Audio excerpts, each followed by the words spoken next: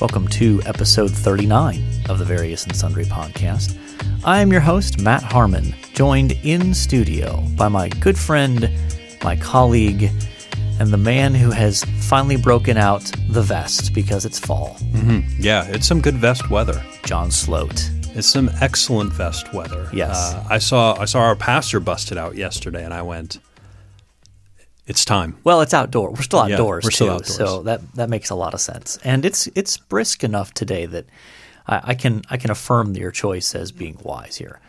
But you may notice, listeners, that in the intro, I did not communicate where we are recording this episode. We are still live from the campus of Grace College and Theological Seminary, but we've been moved. We have been. Yeah, so our previous studio is being repurposed. I think it's a video studio now. I think Yeah. is the plan. Sure, okay.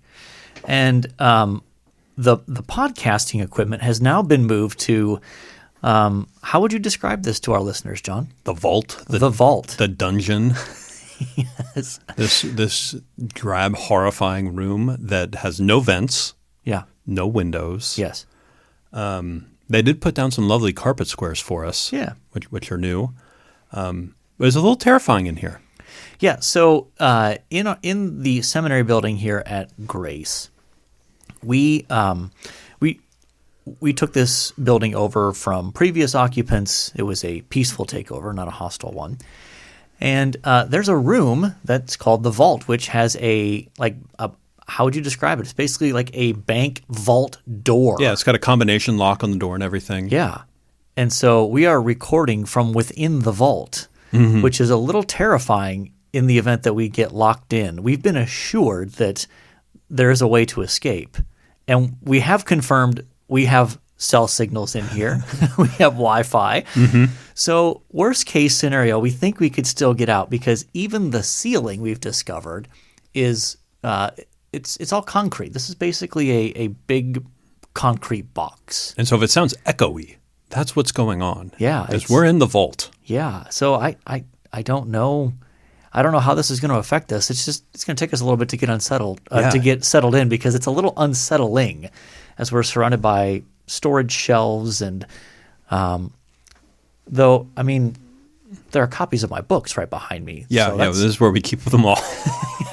Yeah, so we are broadcasting from the arguably maybe the second largest collection of my books in anywhere. Probably. And where's the first? I'd imagine with the publisher. Okay, which publisher though? Because you have competing publishers even behind you there. Well, the Philippians commentaries, I think that would be in Scotland. Okay, with the publisher there is my estimation. We have fewer copies, I think, of Asking the Right Questions. That's from Crossway. That's located in Wheaton, Illinois. So, in any case, if we seem a little off of our game, that might be one explanation. That might be one of the possibilities. Yeah. If you'd like to get in touch with us, you can find us on Twitter at V&S You can email the show, variousandsundrypodcast@gmail.com. We have a Facebook page where you can track us down, Various and Sundry Podcast. Give us a like, give us a follow.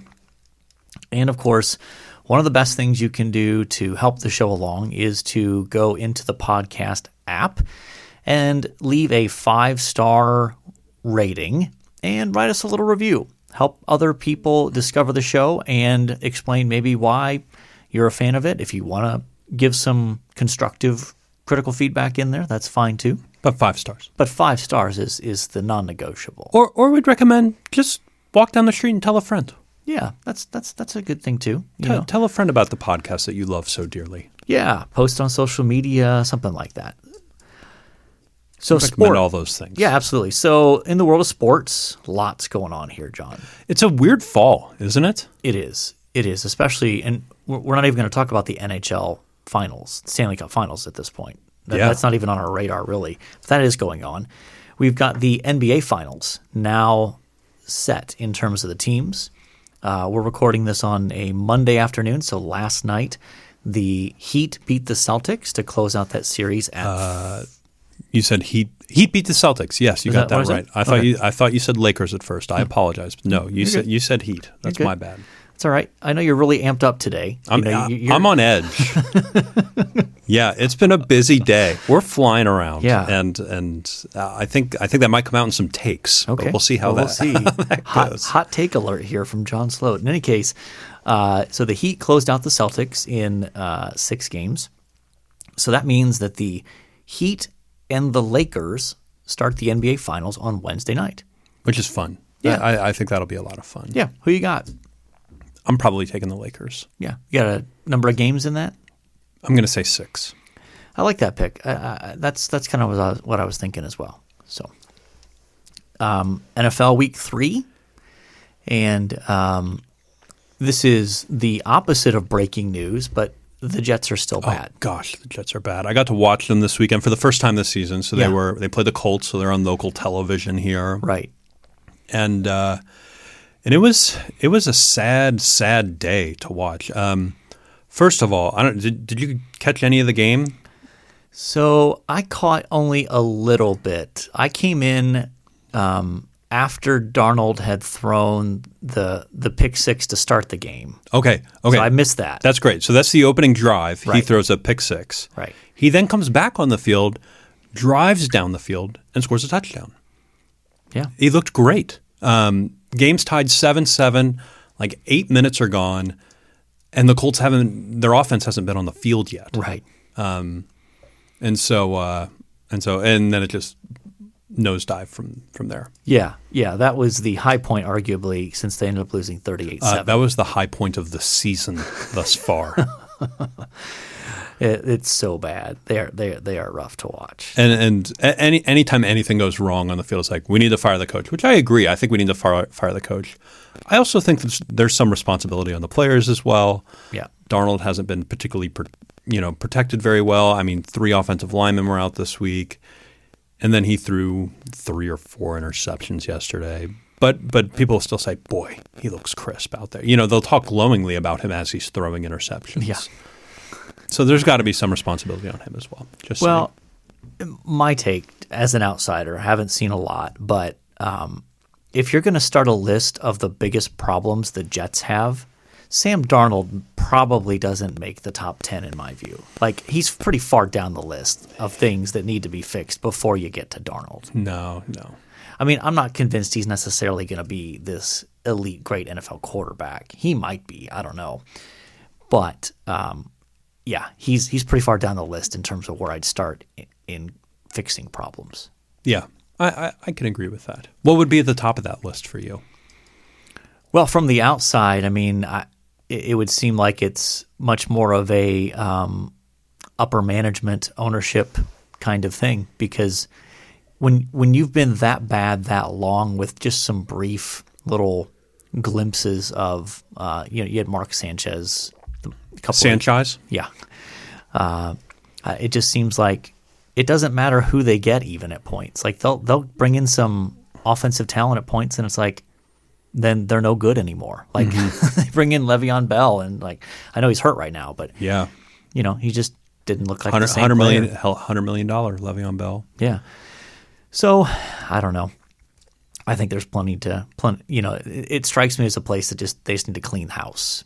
Mm-hmm. Ownership, general manager. The general manager's still pretty new, and is well thought of in the industry. So I think they'll probably keep him. But I agree. For the most part, I think they need to clean house and get rid of some people, starting with the head coach, I'd say, and the owner.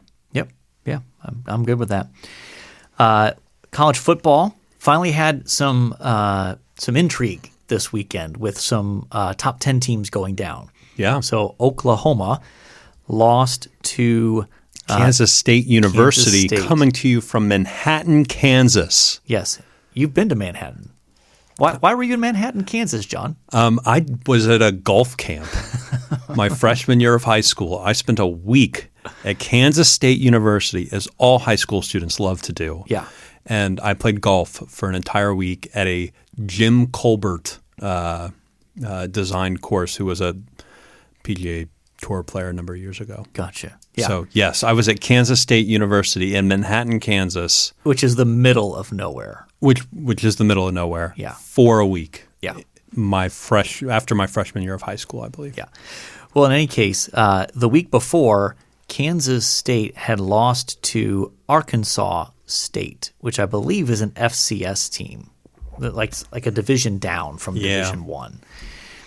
And Kansas State rallied from a ways down. I can't remember if they're down 20, 21 points, something like that, to upset the vaunted Sooners. So I was not sad about that, to be honest, because I thought they were probably overrated. But in any case, LSU also lost. Defending national champions lost. Missing Joe Burrow. They're missing a lot more than Joe Burrow. They lost to Mississippi State, who is coached by, do you know this?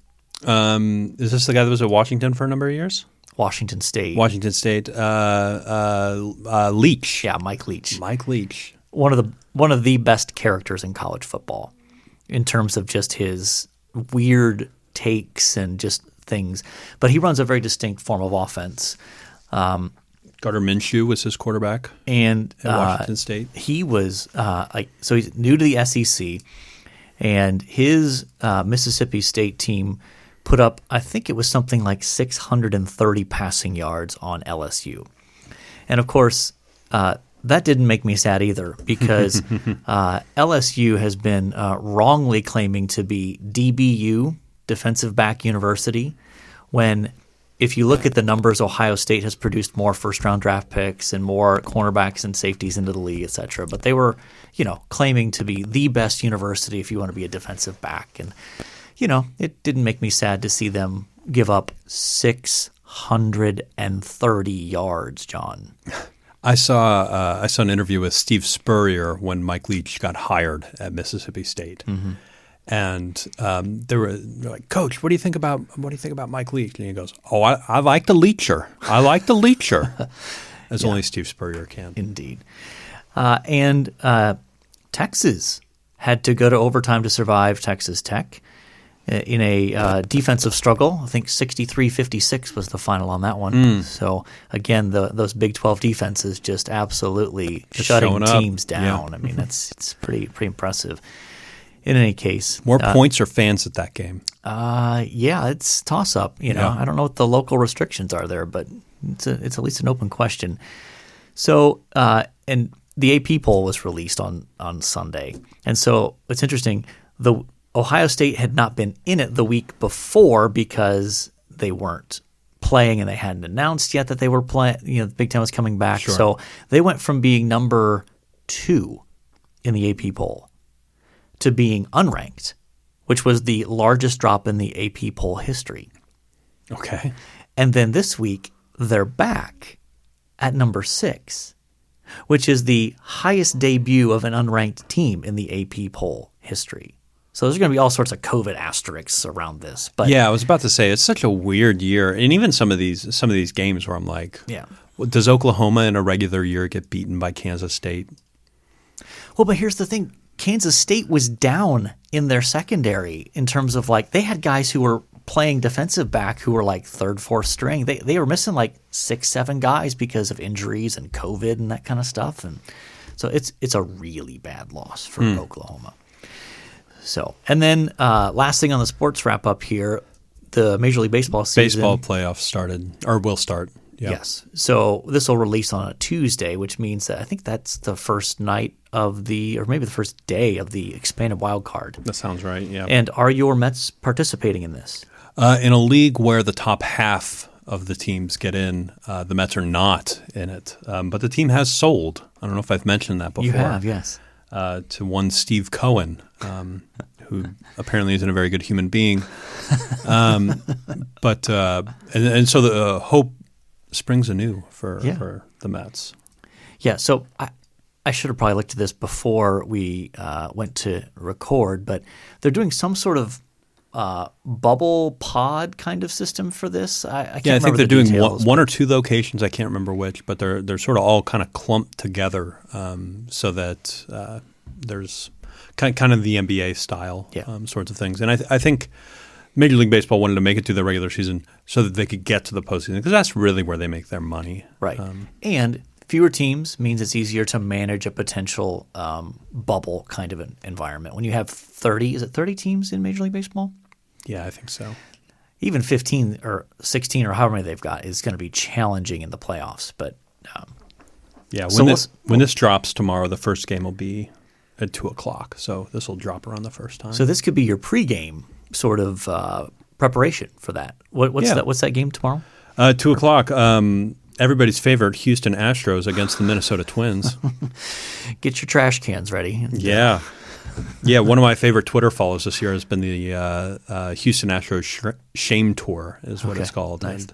And they just constantly post terrible stats about the Houston Astros. Nice. They were good. They were better than the Mets, obviously. So in any case, lots going on in the world of sports.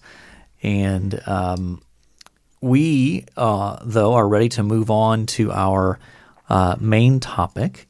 And, I feel like we've been on a little bit of a hiatus when it comes to talking about COVID.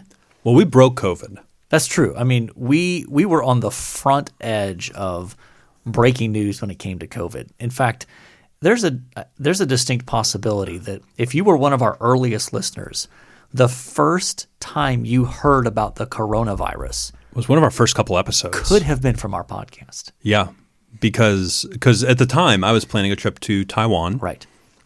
Like I do every spring break at Grace, which normally falls first week of March. Yeah. And so was preparing for that trip and just sort of watching this disease make its way across China, ironically not to Taiwan hardly at all, and to the rest of the world. I was following it pretty closely. And so we were talking about it here, which is just funny now to look back that this has now altered our lives for the last 6 months and probably will for the next at least 6 months. Yeah.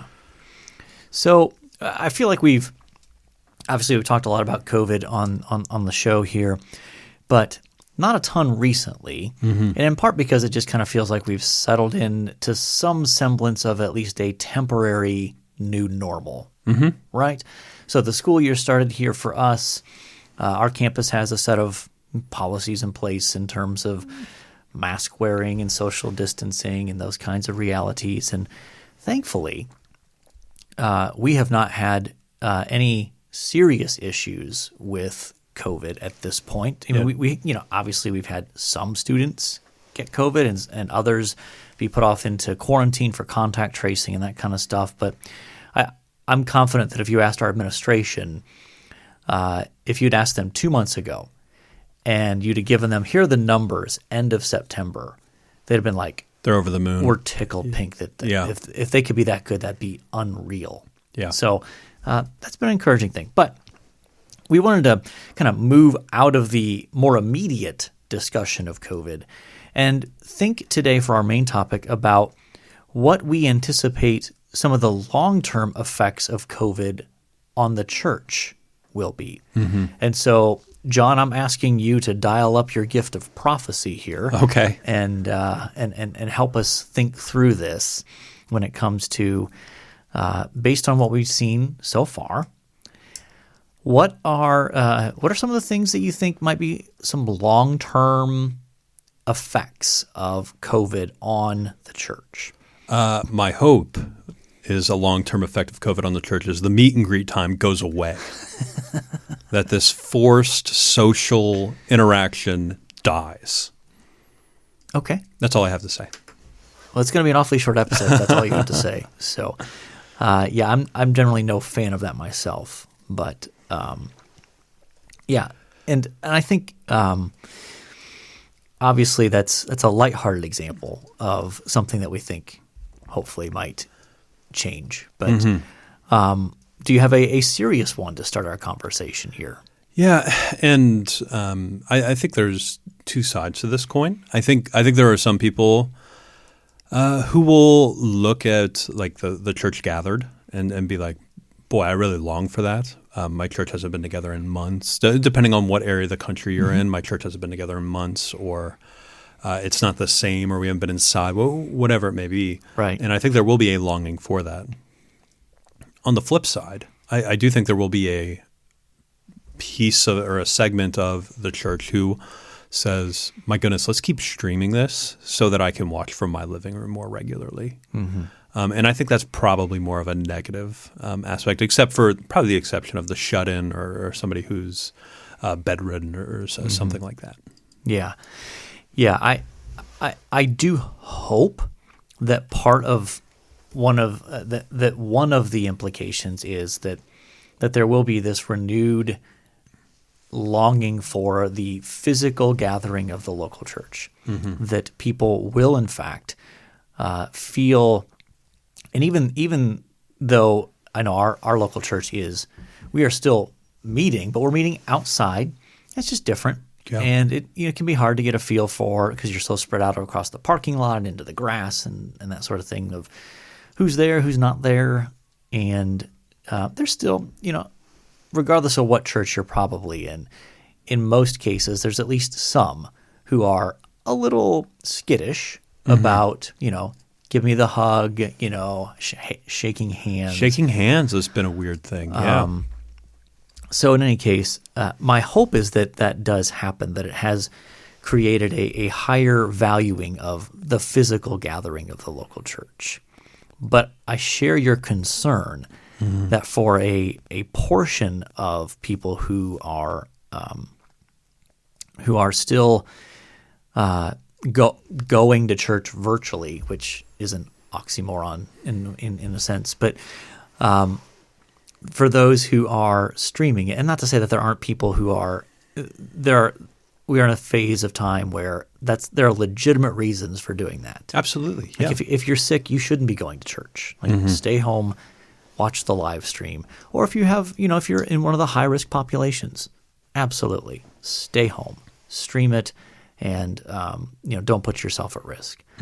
However, I share your concern that once things return back to some semblance of normalcy, I do worry that some churches will feel the pressure to continue to live stream. And I personally think that's a bad idea. I think some churches will feel the pressure, and I do agree that's a bad, but I think some churches will jump in with both feet.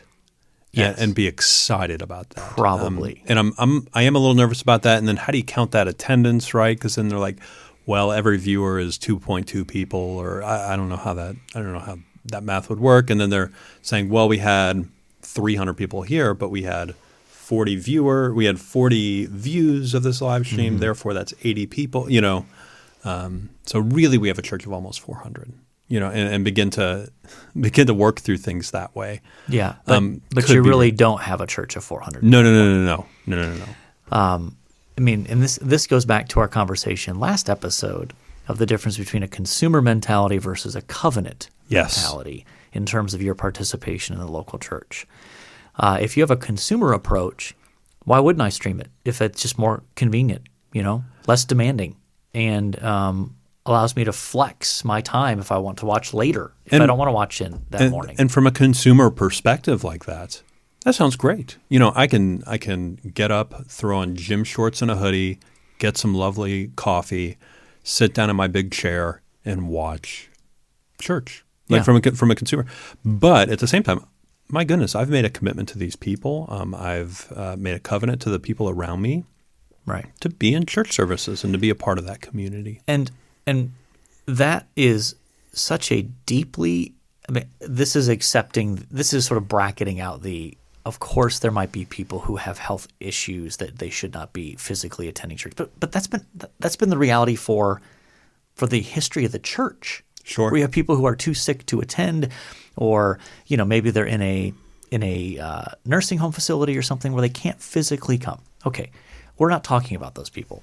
We're talking about the perfectly healthy people who just out of convenience decide, I kind of like being able to stream it on Saturday night or Sunday morning. And at the end of the day, it's not just about what you get out of it. Like if you're going to be part of a local church, you are supposed to be a contributor. And I have no idea how you contribute to a local church. And I'm not just talking about money. I mean, you can give online, obviously. I'm talking about being a part of a local church.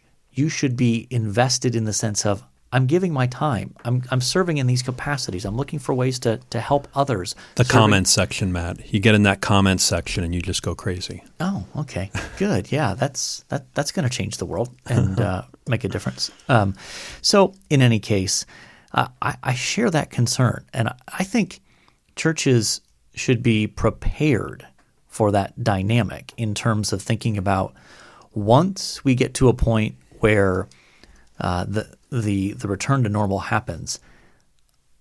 I would say that churches should strongly consider no longer live streaming their services. I know I've had conversations with our pastor, and I believe that's the intent of our church is to stop that live streaming. Yes, that's my understanding. And if there are people that are shut-ins and need something like that, record it and send it to them. You know, they can watch it at a later date.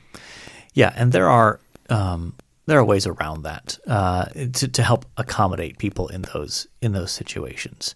So, but I share your concern that some will be enamored with that and see, oh, look at all these people we could reach and it'd be great. And I think I don't know that that's really what's going to happen there. And our hope is that the opposite happens, that people are like, my goodness, the live stream's great, but I really feel like I need to be with the body today. Right. And I think that's the hope. I think we're both a little cynical that may or may not happen. Us? Cynical? Perhaps just me. I know you're Mr. Positive. Oh, goodness. Okay, so I threw out one. Why don't you throw out one now? Well, what's a long-term effect of COVID on the church? So I think this one it's related to other issues, but I think it has been exacerbated by COVID, is the relationship between the church and governing authorities. Mm-hmm. So, we've got now two of the more prominent evangelical churches who are suing the government because of uneven application of restrictions upon churches. So you've got John MacArthur's church out in Los Angeles, and now you've got Mark Dever's church in Washington, D.C., who both have filed lawsuits against their local governing authorities for uneven application of the COVID restrictions. Mm-hmm. And I think that part of why I think this matters is because I think this raises the issue of religious liberty and what is the relationship between governing authorities and the church, such that, here we have these obvious examples in one sense of, for example, in Washington, D.C., Capitol Hill Baptist is suing the local government in Washington, D.C. I believe specifically the mayor of D.C. Yeah, because of uneven application of the COVID restrictions. So Capitol Hill Baptist wants to meet outside in socially distanced and masked and everything, but they've been turned down for that. While at the same time, the city of Washington, D.C. has approved exemptions for protests in the city and, made provisions for that and allowed them to do that. And so that's been the basis of that particular lawsuit in the city of Washington, D.C., the uneven application of COVID restrictions. Mm-hmm. But the reason I think that this is a long-term issue beyond what we have with current circumstances is it is not difficult to see a day in the future when the church is already and is continuing to become more and more on the margins when it comes to acceptable cultural beliefs, in particular when it comes to sexual ethics. Mm-hmm. So that in other parts of the world, pastors and churches can get in government trouble for affirming the biblical sexual ethic that homosexuality is sinful and not consistent with God's revealed will. Now, I don't know if/when that'll happen here in the United States, but it does seem like these are some of the initial skirmishes in that larger question of the relationship between the government and sort of freedom of expression for churches. And I have a hard time seeing that subsiding. In other words, it might die down temporarily once the restrictions are lifted and things kind of go back to normal. But I feel like these are sort of the opening skirmishes in a much longer conflict, that there'll be even more significant battles down the road. One person that I follow on this to help me understand the law, because frankly, I went to seminary, not law school, and the law can be very, very tricky to understand. As a guy on Twitter, evangelical guy named David French, he's very helpful, and he pointed at the Capitol Hill case and said, the church is right. This is unequally being applied, and he thinks they have a very strong case in that sense. And I think you're right in the government, and even mainstream media doesn't seem to have a sense of what religion is or how it functions. And I think we saw that this week with Amy Coney Bryant. Is it? Barrett. There it is. I've been calling her ACB. Yeah, me too. Where she's replacing potentially RGB, so it's just the three initials works well.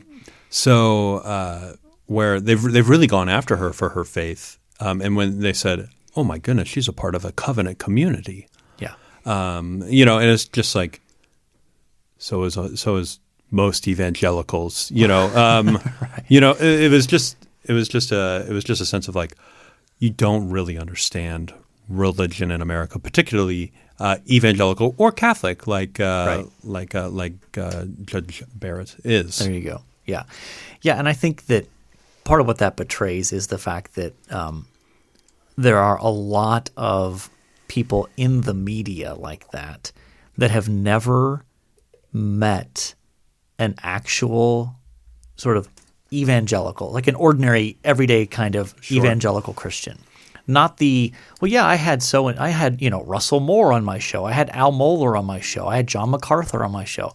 You didn't really meet them. Like, you interviewed them and you met them, but like, they don't have a neighbor who's like just the ordinary faithful Christian who attends church every Sunday and maybe even on Wednesday takes his kids to the kids program, and just a sort of ordinary Christian kind of person that it feels like a lot of the media just has never met a person like that. And so they just can't understand them. They don't understand how that works. And so, even when Judge Barrett was, they had the news feed on her and her 7 kids and husband coming out of their home and getting into the minivan. Mm-hmm. And you can just tell the media's like, what kind of freak is this woman that she's got 7 kids and she's a judge? How does that work? Yeah. And she's adopted 2 kids from Haiti.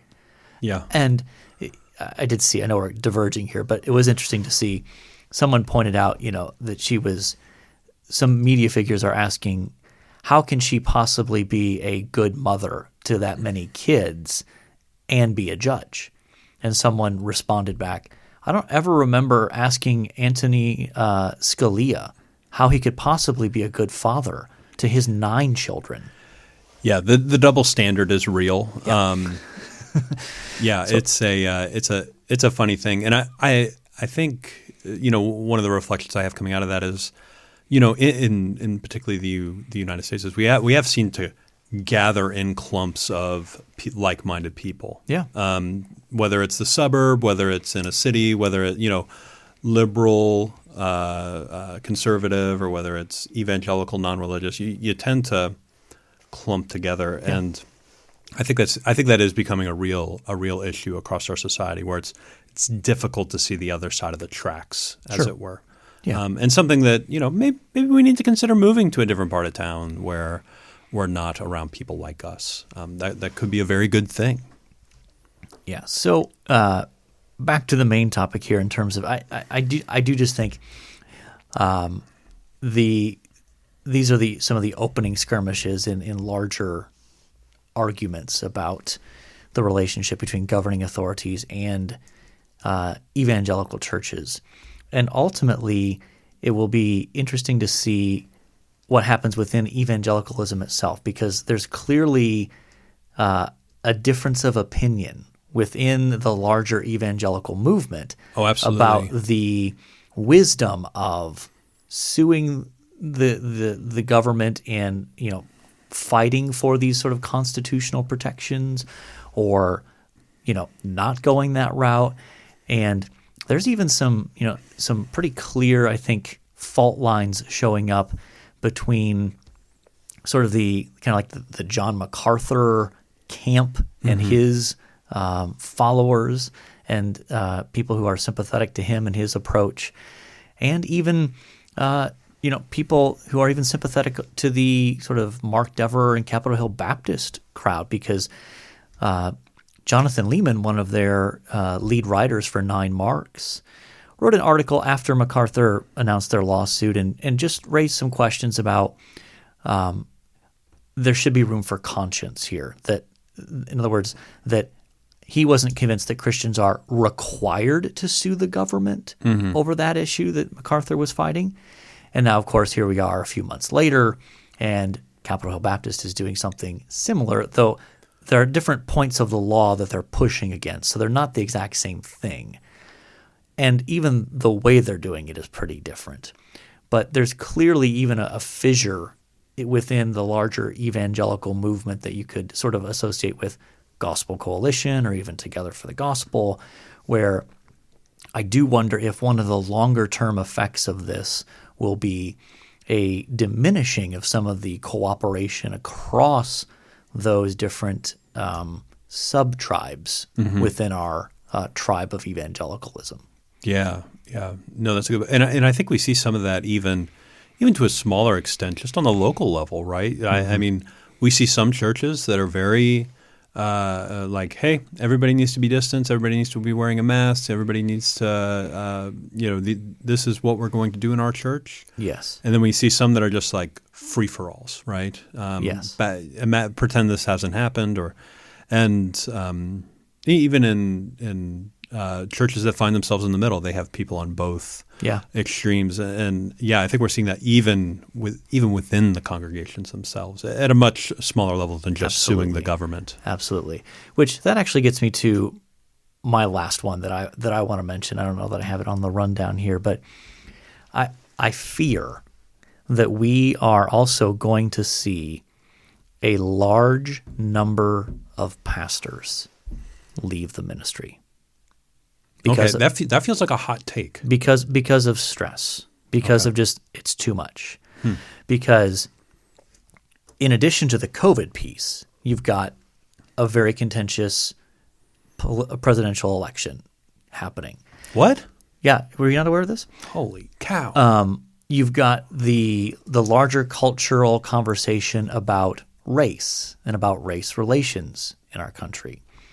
All these things tend to crack open those fault lines. And so inevitably, even the pastor who wants to try to navigate kind of a middle course is therefore constantly in danger of taking fire from both sides. So even just on you mentioned the COVID stuff with the masks.